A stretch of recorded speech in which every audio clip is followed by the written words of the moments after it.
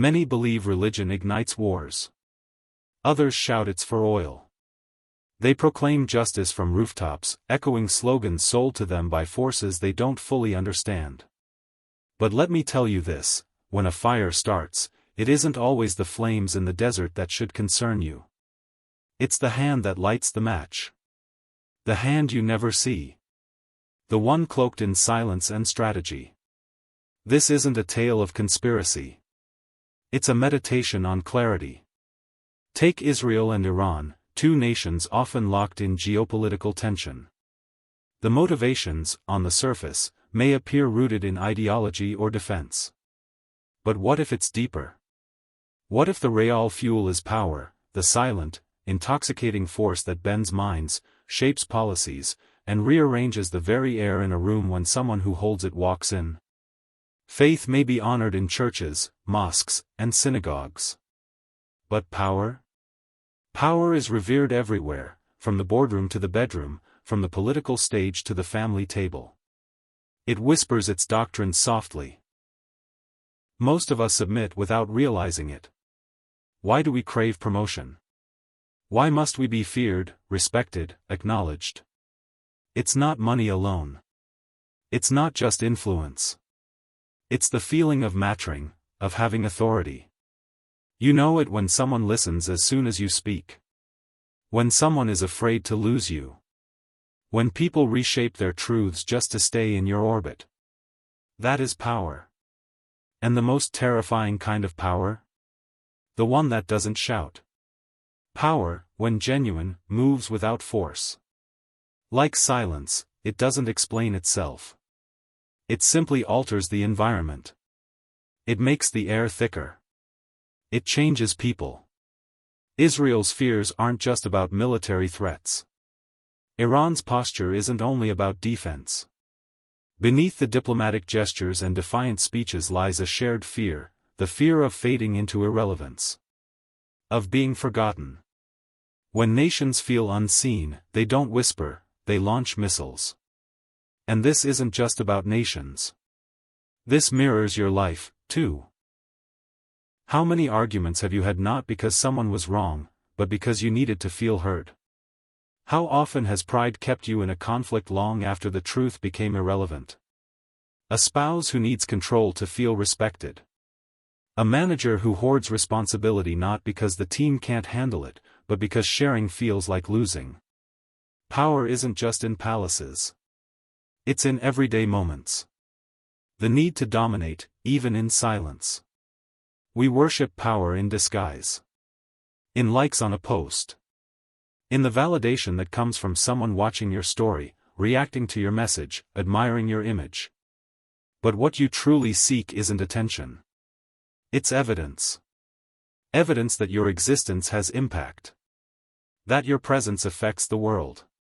When that validation doesn't come, you feel uneasy.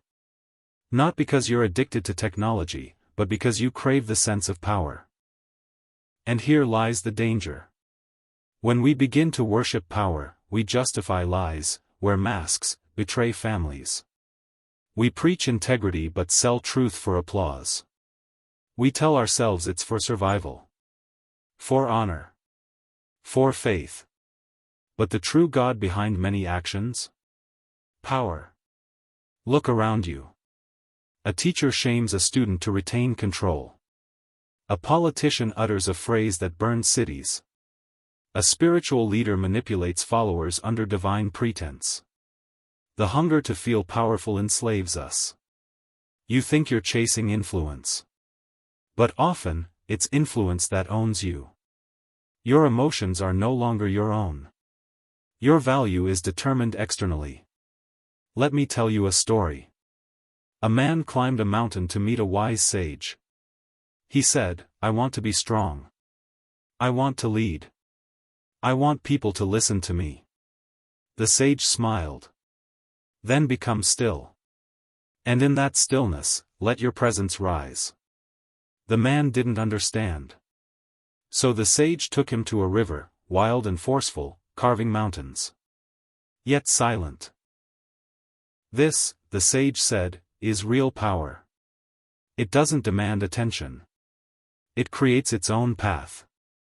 A lion doesn't announce its presence. It walks, and the forest rearranges. In international politics, everyone plays the game of dominance. Israel, Iran, the US. Every superpower.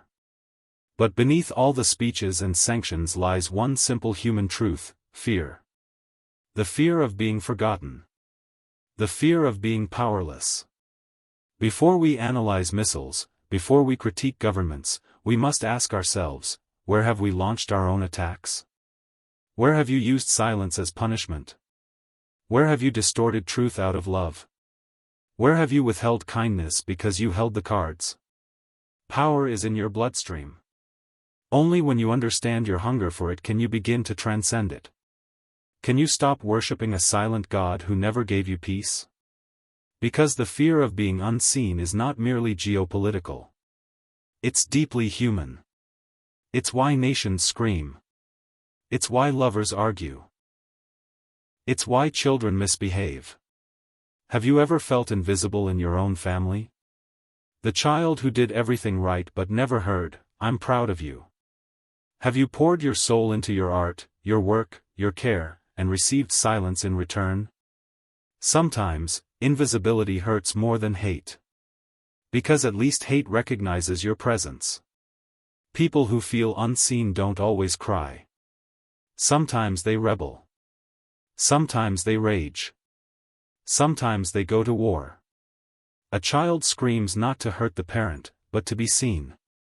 A partner yells not to dominate, but to ask, "Do you see me anymore?" And yes, sometimes, a country drops bombs not out of malice, but because the silence has become unbearable. We long to speak. To be acknowledged. But here's the truth. You don't need to be violent to be visible. You don't need to break things to be heard.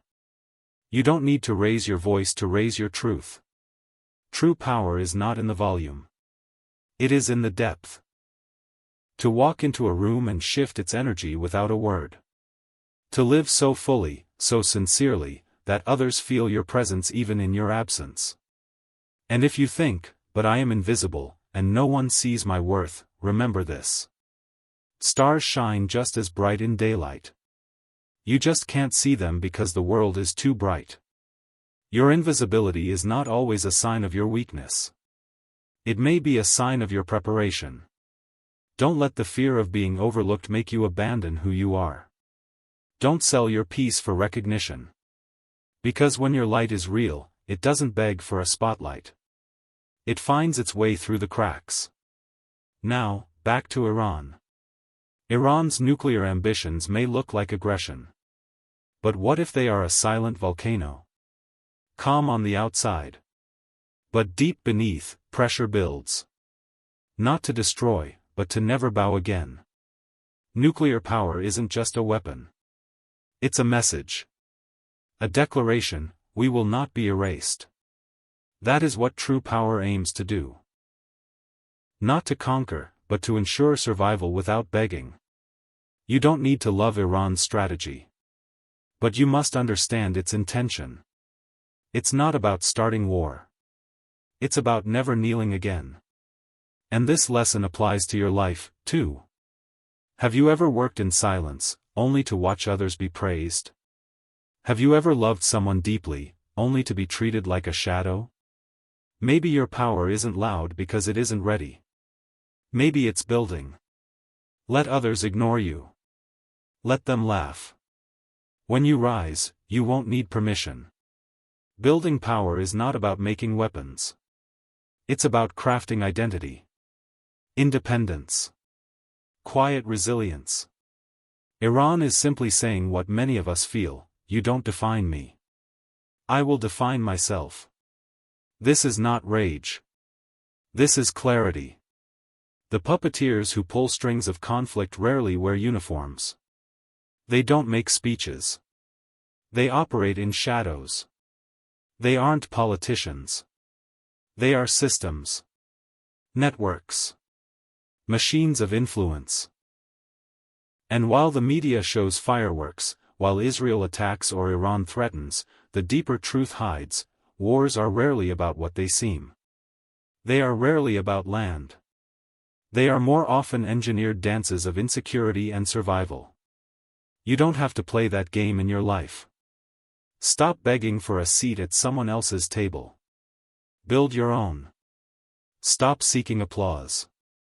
Create art that echoes beyond recognition. Stop fearing invisibility.